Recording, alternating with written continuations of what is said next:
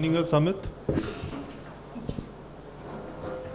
We had Anita Arjundas, but I think she's stuck in traffic, so that's where Anita is not. Oh yes, Anita, please, I can see you.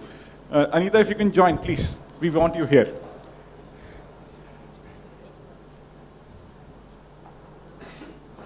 So Anita is the managing director from Mahindra Life Spaces. Anita.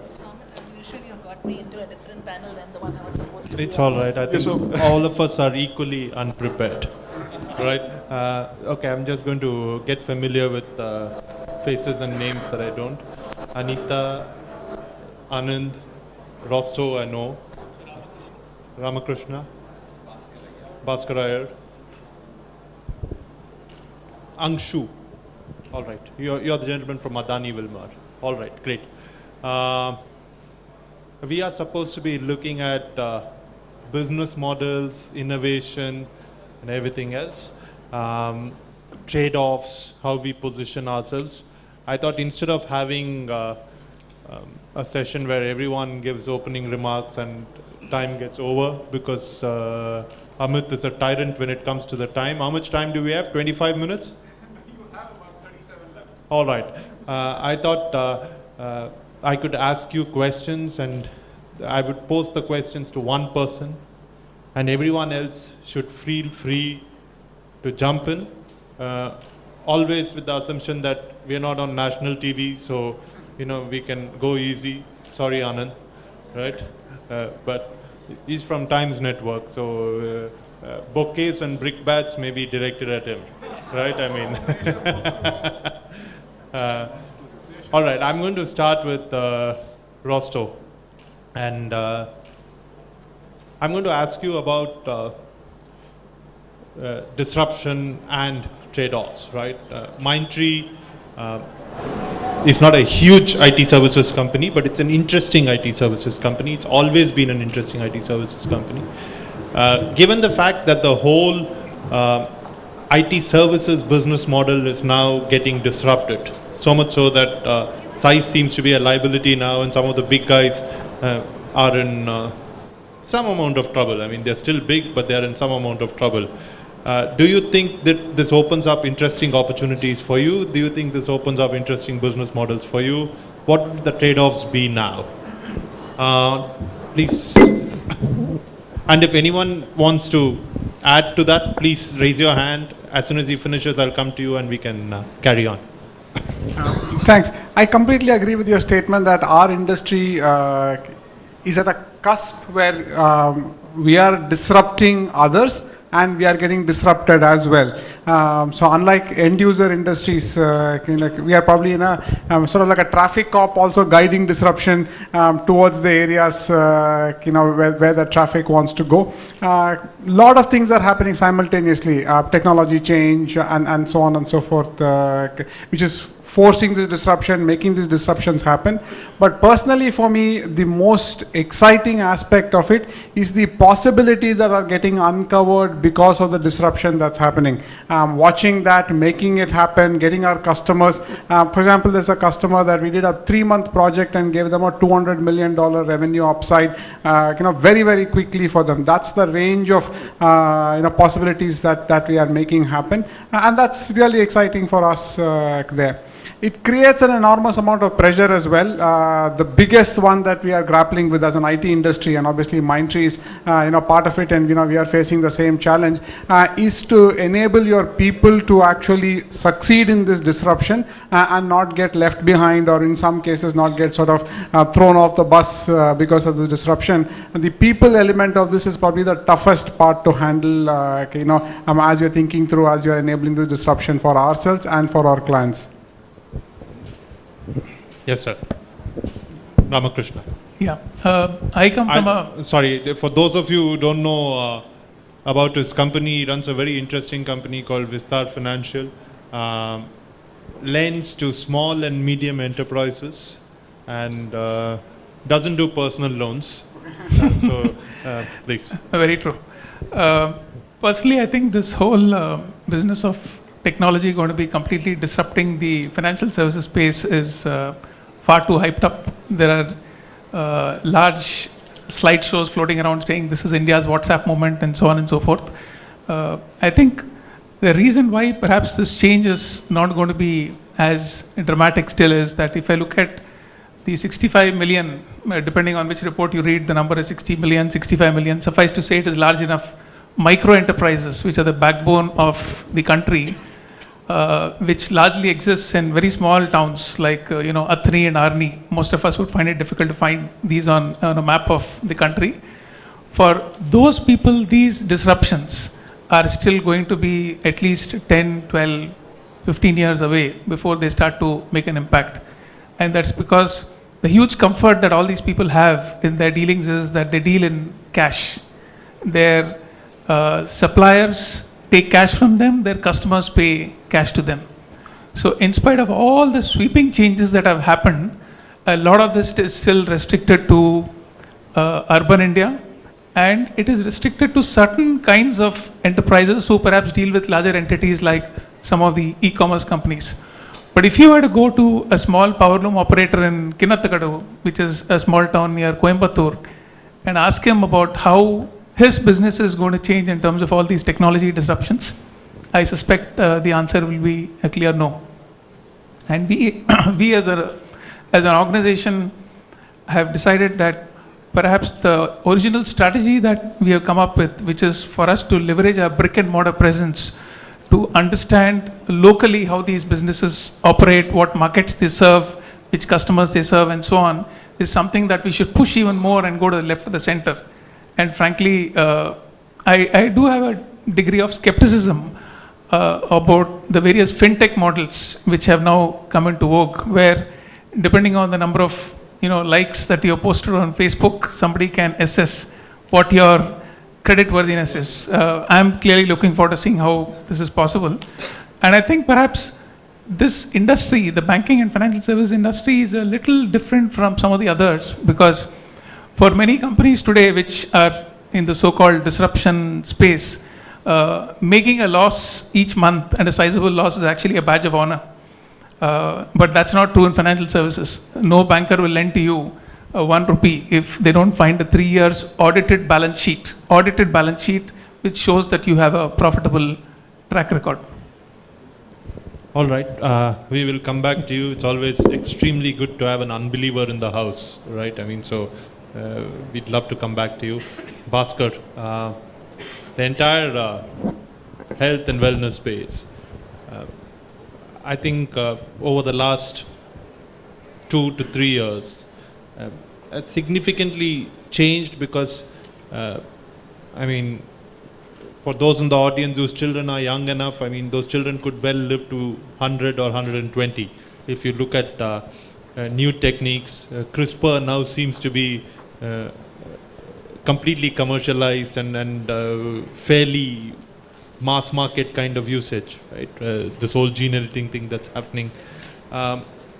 What does a company like Abbott do, right? I mean, what are the, because while you have to look at opportunities across geographies, and each geography is in a different state of evolution, you also look at managing your strategy across horizons, right? I mean, the future looks very interesting, but at the same time could disrupt things for your company, because the number of new health tech and pharmaceutical and biotech startups that are coming, of course some also flame out, much like what's happening elsewhere. So can you just tell us what's happening in this space?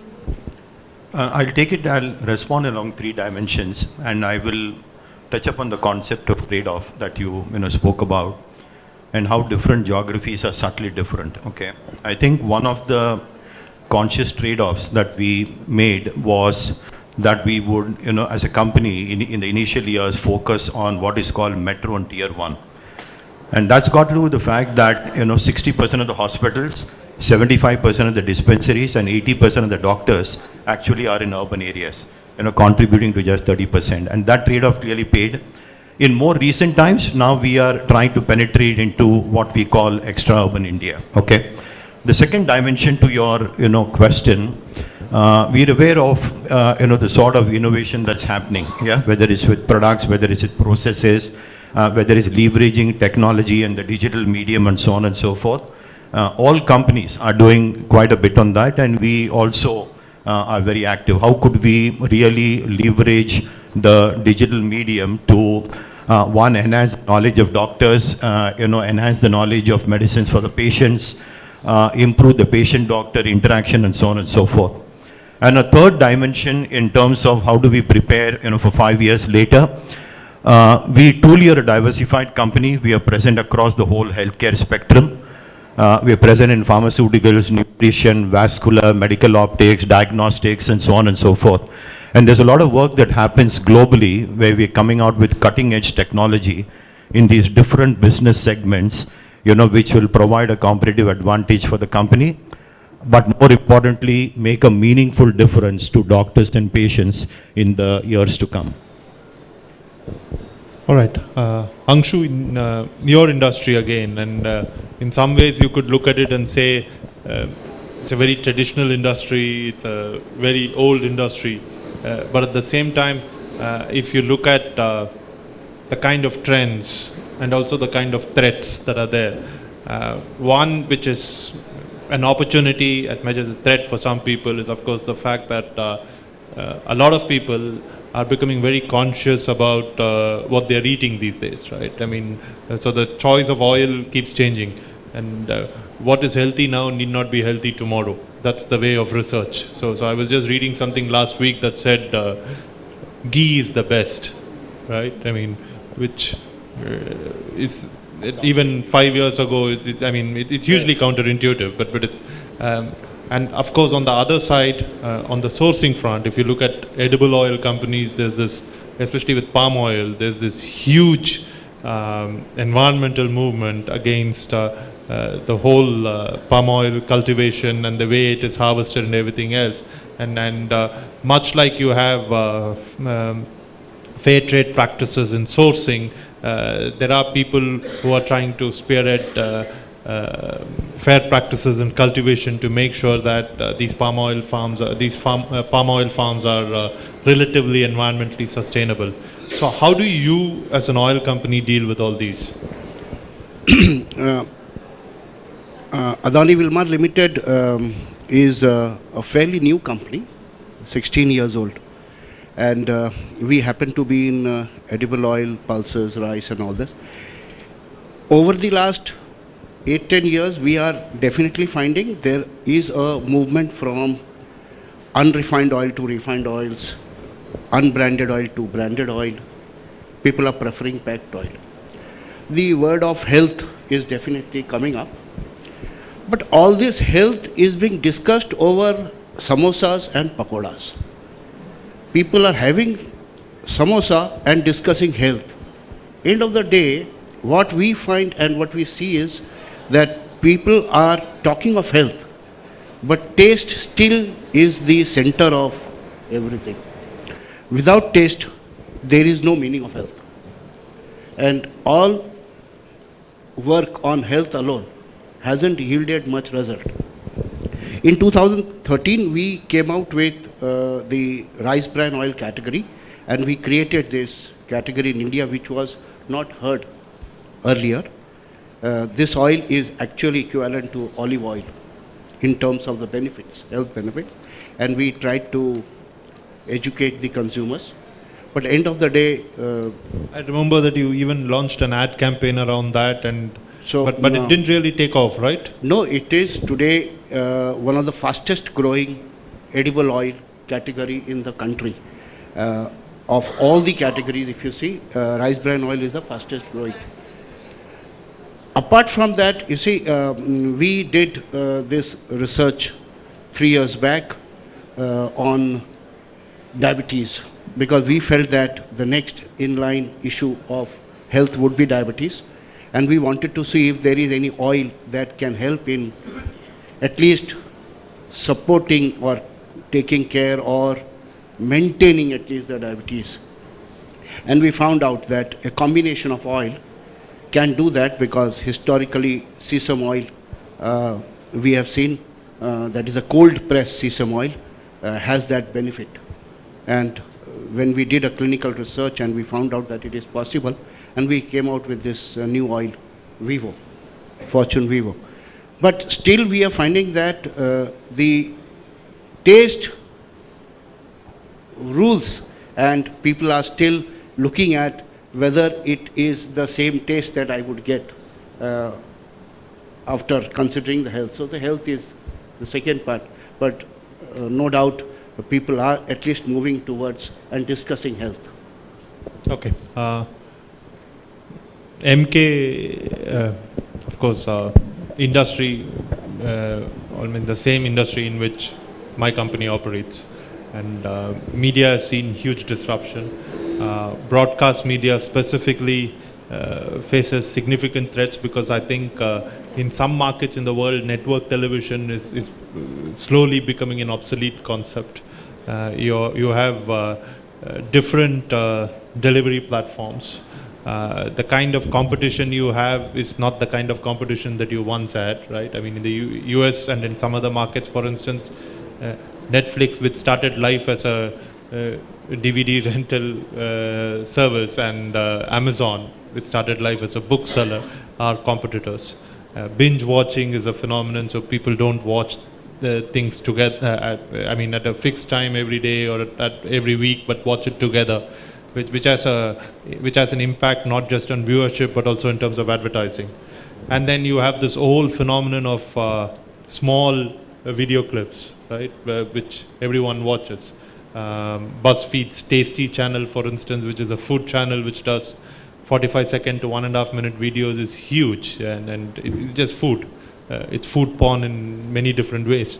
How do you, as a media company, also a network media company, look at what kind of opportunities are there? How do you decide what spaces to get into?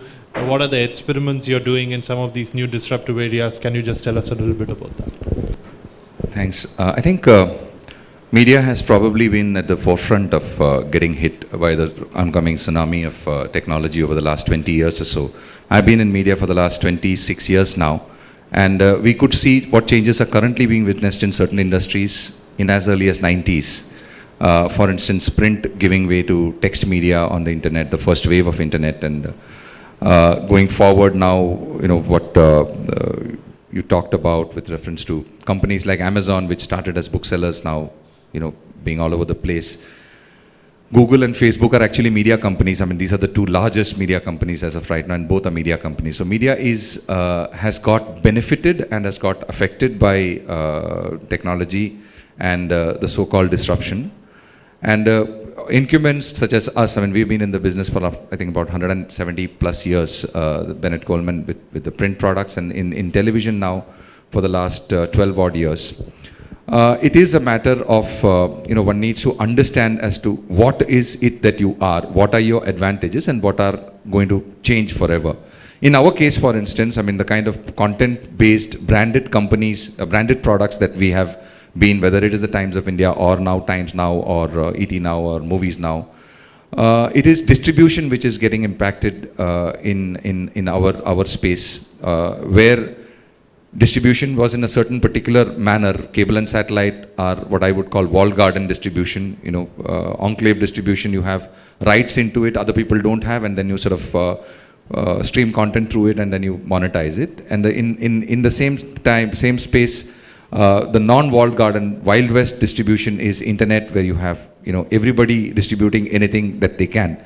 So the one is the distribution itself. Two is technology and this new distribution actually allowing so many new people to become content players. People who otherwise would be content with doing other day jobs today are able to in their spare time put up channels where they cook and show, or sort of do it yourself, and various user generated content type stuff. Now when we look at all this, I think the most important way to look at it was to look at what is the end reason for which you as a business was existing. So you are existing to entertain, engage, inform, inspire viewers and audiences, and that is what media is supposed to be doing. Technology will come, but people's need to be inspired, informed, engaged, entertained is not going to change. Technology is only going to make it easier and better. It's like lighters against matchbox. People's needs to light fire is not going to change. So basically, what new players empowered by technology is going to come and compete with you is for consumers, is for viewers. So that requires you to build moats with your brand, because content production is something that you can, you can continue to sort of innovate, you can continue to learn the new technology, adopt it, buy it out and sort of do it. But what sustains you is the brand. Like for instance, we have a brand called The Times of India, the Times Group, Times Now, Times Network. That definitely puts a completely different spin on the same product or the same platform if we were to do it without that brand. So doing things to ensure that the brand is built. So go back into old technology of managing business, of brand building, doing what you stood for and doing it better with existing and new technology is one very important step. The second thing that we are competing with now with new technology and new players, the second thing is talent. Because suddenly we had just 2 companies to compete in the 90s for talent. We had 20 companies to compete in the first decade of the new century. Today we have 500 companies, and in the next 5 years we'll probably have 5 lakh companies, because everybody who can make something interesting and hold your interest for 2 months can potentially become a media brand. So the second area of competition, the first area of competition is for consumers, and consumer competition, you build moats with your brand building, staying true to what you do, not try and do other things just because you want to be popular for the moment. So that one is the brand building. Second is do whatever it takes to ensure that the best talent in this industry stays with you, because media is a business of talent.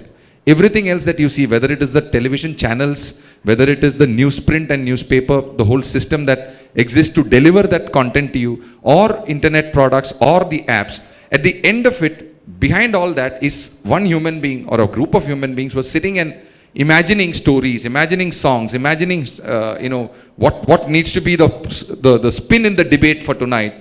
Those people are crucial, and competing for them requires us to build great organizations, great talent magnet organizations. And I think that is the second most important thing. So I think technology, obviously, I mean, you compete or you adapt to technology by getting technologically savvy.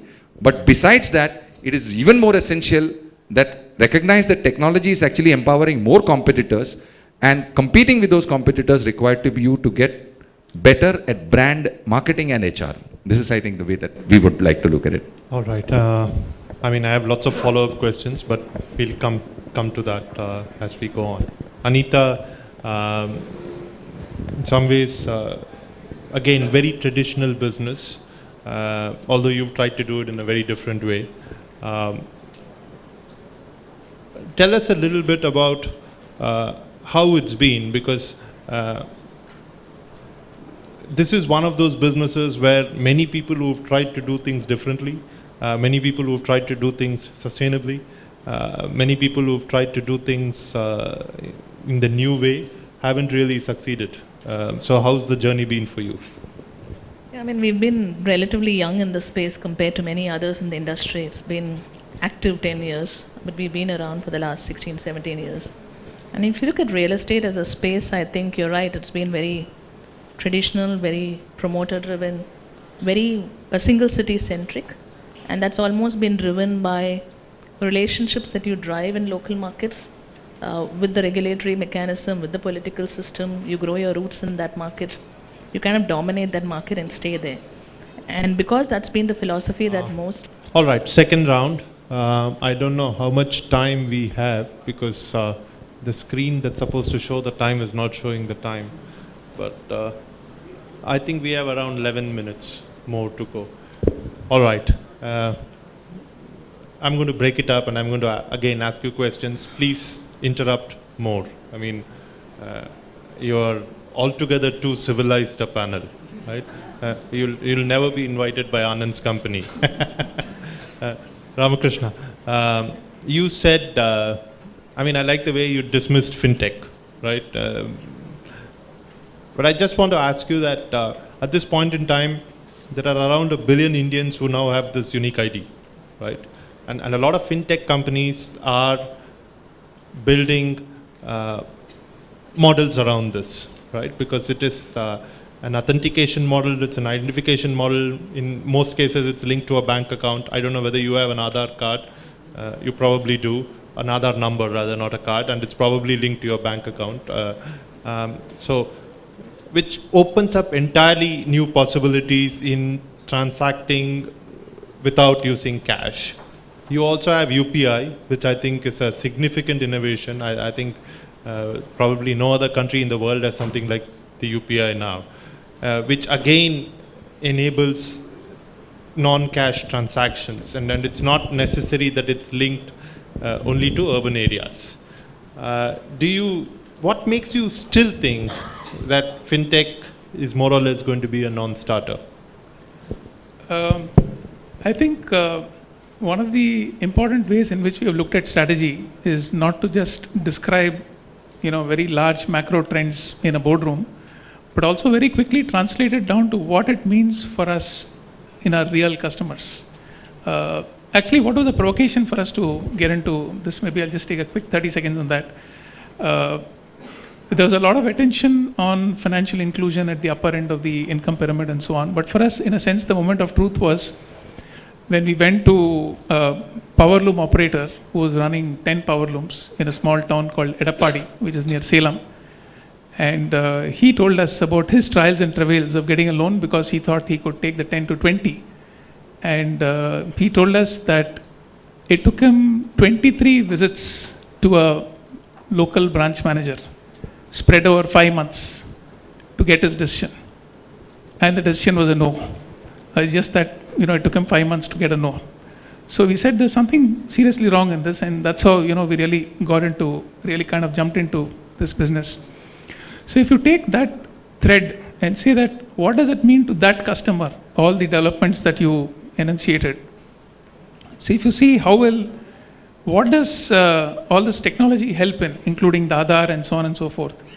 The unique identity has not been as much of a problem for these people. Keep the fraudulent guys aside, and that's a very, very tiny microcosm of the total industry. I think voter ID cards have been around for ages. So we have never found KYC to be a problem. And it is the bank itself account being opened is not so much of a problem, because there are also those Suvidha accounts where you needed to have minimum or no balances and so on. The key is whether whatever transactions that he does, do they reflect in his bank account, so that there is a trail of transactions, and that can become the basis on which companies can do a credit evaluation. So all the developments that we are talking of still don't make that cut. Let's take the unified payment interface that we talk of. For a Kirana store owner in Arni, his customer is somebody who's from the neighborhood, and that customer will come, he'll buy 3 kgs of rice and pay him 63 rupees. Very unlikely, at least for the next 10 years, that customer is going to whip out a mobile phone, Paytm, any of those. Very, very unlikely. So therefore, his entire customer base pays him in cash. If you look at his supplier base, other than the FMCG distributors, which will typically be about 15-20% of his purchase, the balance 80% is all local suppliers. And all of them are very happy to take in cash. Again, I don't see the unified payment interface working there. So his ecosystem is perfectly adapted towards continuing to deal in cash. Therefore, a transaction trail which can be used for credit assessment will still be very, very difficult. There is a second reason why I think the fintech companies will perhaps face success where it is possible for them to establish this trail. So let's say somebody is applying to a Snapdeal platform or a Flipkart platform, it's possible. But that's only still a very, very small, tiny proportion. And the second thing, I think the reason why I'm saying this is not the last problem. Finally, in the business of financial services, you don't deal with the customer once. You also have the not so pleasant task of getting repayments from him month after month, even for 6 years, 7 years, 8 years, depending on the tenor. So if you have gone ahead and sanctioned this loan in 30 seconds or 22 seconds or 11 seconds, depending on which company's website you read, to a customer who's in Patan in near Ahmedabad, and your company operates out of Bangalore, and if that customer doesn't pay, it will need physical presence on the ground. And believe you me, there will be 5% of the customers who will not pay. Eventually 2% of them will never pay, but even those 5% will have to be chased. Or else, given the way in which this industry operates, those 5% will go and tell 5 other percent, and before you know what's happening, the entire portfolio That's would have right. gone into trouble. Yeah. Okay. Rosto wanted to intervene and make a point. Ramkrishna and I have been on panels before, and obviously I have a huge amount of respect for him, but I'm less about a point, counterpoint kind of a view as well. But I just have another thought for reflection. Firstly, developing strategy based on what has happened up to today is a very rear view mirror based approach, and typically that's what has led to a lot of interesting sort of corporate books being written about that as well. And I'm sure if you asked all the horse cart owners in England at the time the first sort of car was being introduced and taken out, or in London or in America, etc., people have had the same view on some of these new technologies will never take off, will all never work, and so on and so forth. And see today, obviously, when the tipping point comes, it comes like a huge wave. And my personal view is, even if you go to the towns that Ramkrishna mentioned, there will be cell phone towers, there will be network connectivity, there will be a Times TV or a Dish TV or Tata Sky or whoever, and therefore access to information, etc., has changed so dramatically, so rapidly over the last few years. And therefore, when some of these behaviors change, and therefore access to credit or other information resources, etc., change, it can pivot very quickly. So the current is probably always a poor assessment of where the future can be. The challenge from a strategist perspective is that the world will produce 5 confusing pictures. Taking a bet behind which one do you think will happen, and then committing the resources and the disciplined execution and all of that to make that happen will be the challenge. But the assessment of the present is usually a very poor guide to what the possibilities of the future. Sure, at a generic level, yes, but I'm sure Ramakrishna will tell you that his issues are very specific, right? He's also and he's also probably very angry at the fact that many of the new fintech companies are being funded by VCs, which are in turn funded by pension funds who don't seem to care about where their money is going, because like he said, some of them are never going to get their money back, whereas someone like him obviously finds it a lot more difficult to raise money, right? I mean, there are real difficulties that enterprises like his that lend to small and medium businesses in India face. But your point is well made. For instance, our house view in the newsroom is that we are huge believers that fintech will change the face of this country, not just in urban India, but also in rural India. But then, like he said, we are probably taking a boardroom view of it and not really going down to Arni and seeing what will happen. I'm going to ask Anita a question, because she mentioned value housing, right? I won't call it low-cost housing, because low-cost is one of those, I mean, the minute you say low-cost housing to a real estate developer, you've had it. She'll probably beat me up, right?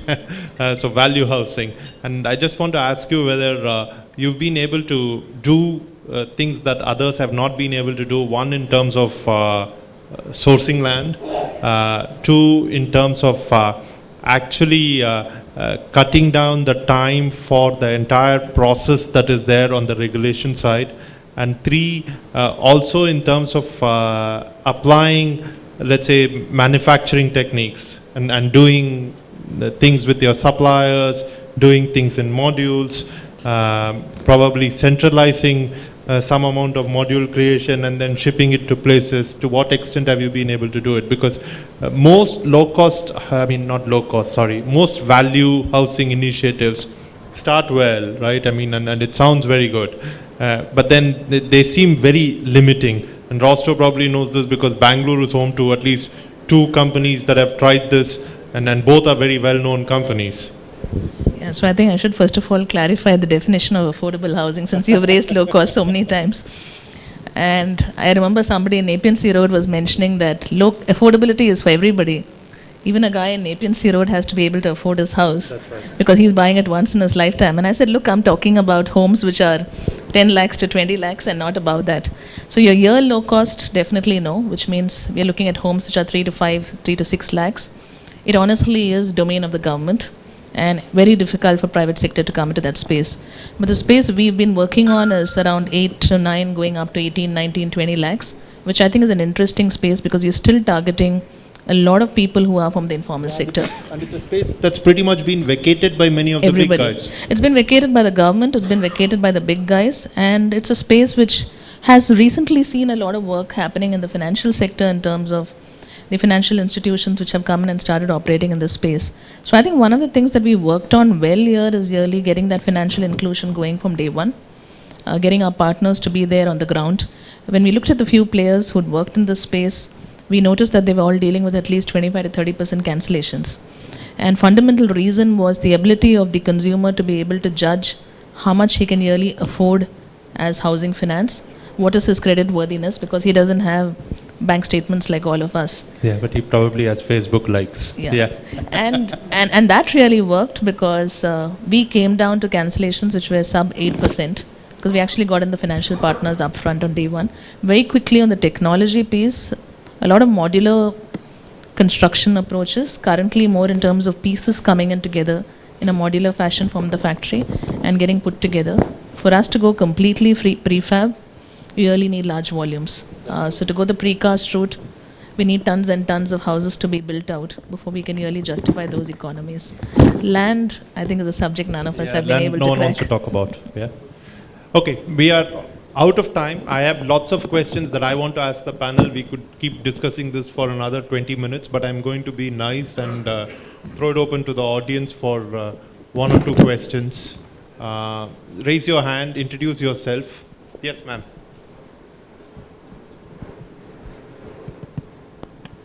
And please tell us who you'd like to answer your question. Hello. Yeah, hi everyone, my name is Shobna and I work for Newgen Knowledge Works based out of Chennai. And I'm sorry I came in a few minutes late, so it's the second person on your left. I'd like to address it too. You made a comment on talent, being careful about talent management. And my area of specialization is organizational excellence in HR. So one of the things that I wanted to throw out there is, I stepped out of India 20 years ago to work and live overseas, and I've just returned back to India. And one of the things that has struck me in a way that's most concerning is that what goes on in most classrooms across the country at the school and college level has fundamentally remained unchanged. There is a large number of excellent schools and colleges and universities without a doubt, but they still are a minority. And I think that schizophrenic thinking we've had for generations about, you want your child to be a certain way within the 4 walls of the home, but you want your child to be another way when they step outside. So, for example, let's say I was one of those schizophrenic parents. I want my child one day to be a top person at Google, but I don't want the child to surf the net without me hovering over their shoulder, or to have a laptop of his or her own. So we have this schizophrenic thinking on one hand. Also on one hand, we want a child to be a design thinker or out-of-box thinker, but they dare not question, does God really exist?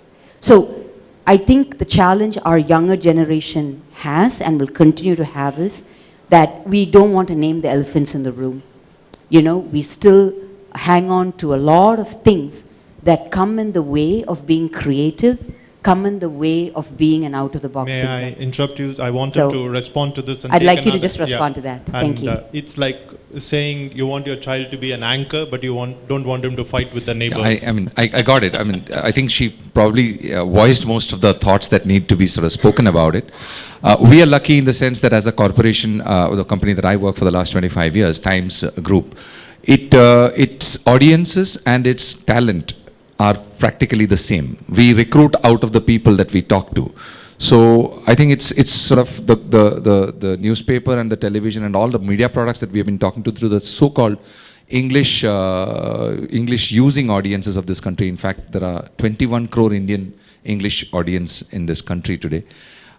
So that's something that has been good because it is being selected from the so-called creme de la creme of India, and therefore those people have a slightly more liberal education, we would like to say.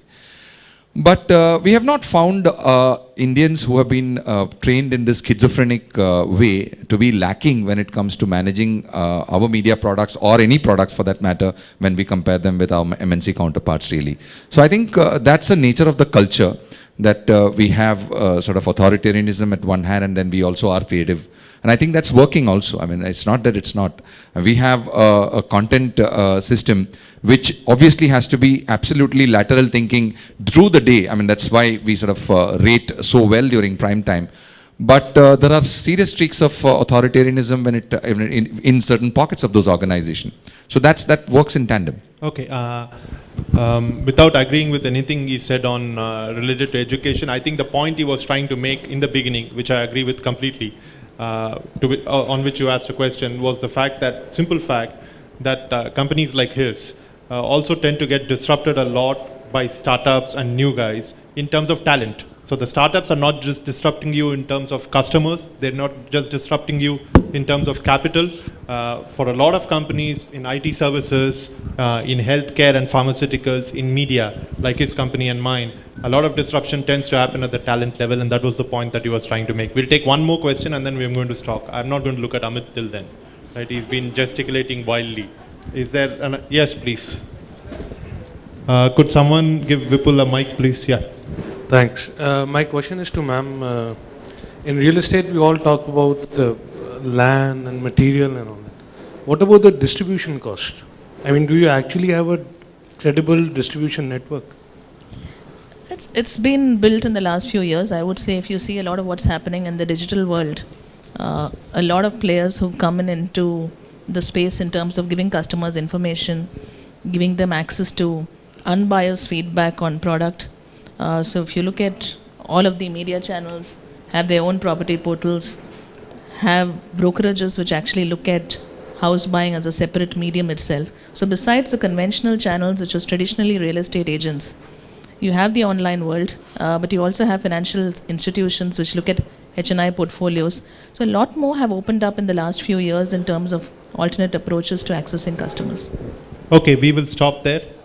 Thank you very much. You've been a great panel. I'm sorry I couldn't ask you more questions, but you can take it up with Amit separately.